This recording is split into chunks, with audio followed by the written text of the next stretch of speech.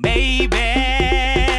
내게 반해버린 내게 왜 이래 두렵다고 물러서지 말고 그냥 내게 맡겨봐라 어때 My lady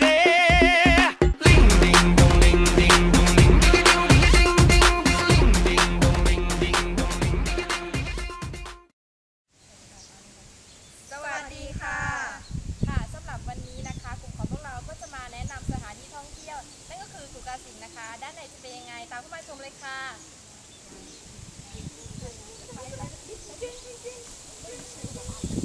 กาสิงห์ตั้งอยู่ที่วัดบุรพากู่กาสิงห์บ้านกู่กาสิงห์อำเภอเกษมไสจังหวัด101ค่ะเราเข้าไปดูข้างในกันเลยนะคะ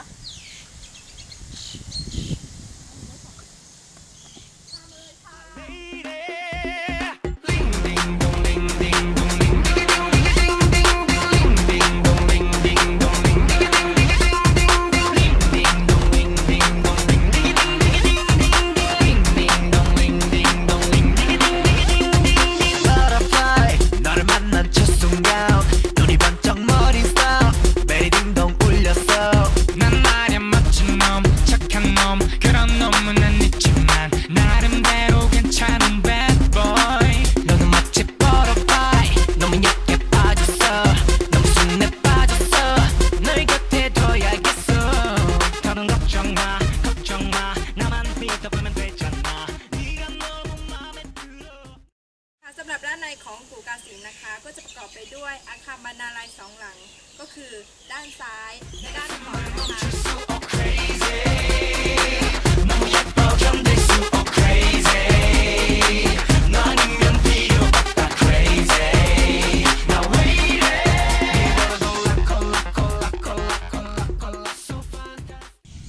ซึ่งมีกำแพงแก้ก่อนล้อมอาคารทั้งหมดค่ะกู่กาสิงห์เป็นปราสาทเขมรแบบบาปวนต่อนครวัดราว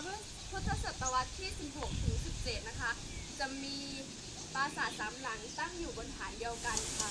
ปราสาทประธานตั้งอยู่กลางยื่นออกมาทางด้านทิศตะวันออกคือที่ประดิษฐานของโคนนทิเทพพาหนะของพระอิศวรปราสาทก่อด้วยอิฐส่วนฐานก่อด้วยศิลาแรงที่กึ่งกลางกำแพงด้านทิศตะวันออกและทิศตะวันตกเป็นอาคารซุ้มประตูทางเข้าตัวปราสาทแผ่นแก้วมีร่องรอยของสระน้ำ2 สระ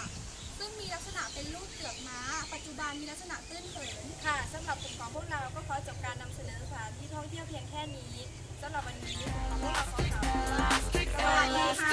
วัสดี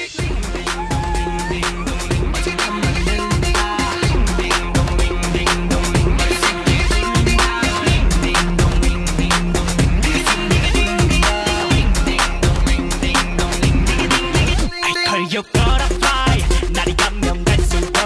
못이 박혀 너란 걸